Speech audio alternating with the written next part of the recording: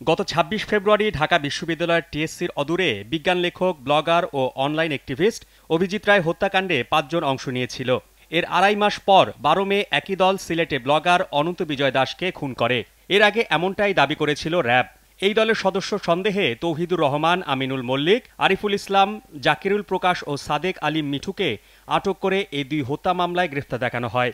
এদের মধ্যে বাংলাদেশি বংশোদ্ভূত ব্রিটিশ নাগরিক তৌহিদুর এই ২ হত্যাকাণ্ডের অন্যতম পরিকল্পনাকারী বলে জানিয়েছে আইনশৃঙ্খলা বাহিনী। এদিকে বৃহস্পতিবার বিকেল ৫টার দিকে রাজধানীর ফকিরাপুল বাসস্ট্যান্ড এলাকায় অভিযান চালিয়ে আনসারুল্লাহ বাংলা টিমের ভারপ্রাপ্ত প্রধান আবুল বাশার সহ ৩ জনকে গ্রেফতার করে র্যাব। বাশার ছাড়া গ্রেফতার হওয়া জুলহাস ও জাফরান আনসারুল্লাহ বাংলা টিমের মিডিয়া উইংয়ের সদস্য। গ্রেফতার ৩ জনই ব্লগার অনন্ত বিজয় দাস ও অভিজিৎ হত্যায় জড়িত ছিল বলে দাবি র্যাবের। রাতেই তাদের মহানগর গোয়েন্দা পুলিশের কাছে হস্তান্তর করা হয়।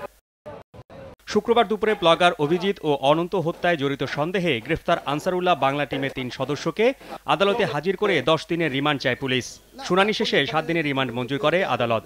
তদন্তকারী কর্মকর্তা তাদেরকে ১০ দিনের রিমান্ড চেয়েছে, তখন বিজ্ঞ আদালত তাদেরকে ৭ দিনের রিমান্ড মঞ্জুর করেছে। আসামিদের মধ্যে জাফরান আল হাসানের পক্ষে জামিন আবেদন করা হয়। গ্রেফতার দেখানোর ১ মাস আগে তাকে নাখালপাড়ার বাসা থেকে ডিবি পুলিশ পরিচয়ে কয়েক ব্যক্তি তুলে নিয়ে যায় বলে আদালতকে জানায় তার আইনজীবীরা।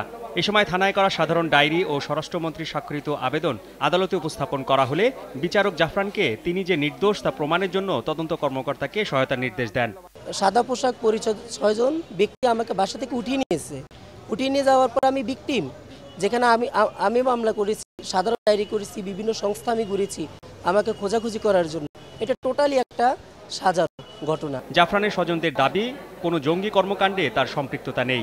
আমি নওগাঁ জেলা কৃষক লীগের যুগ্ম সাধারণ সম্পাদক পদে এখন অধিষ্ঠিত আছি। কাজে আমার সন্তান কোনো জঙ্গি বা আনসারুল্লাহ বাহিনী টিমের সাথে জড়িত হতে পারেই না। শাহাবুদ্দিন মাহতাব, দেশ টিভি, ঢাকা।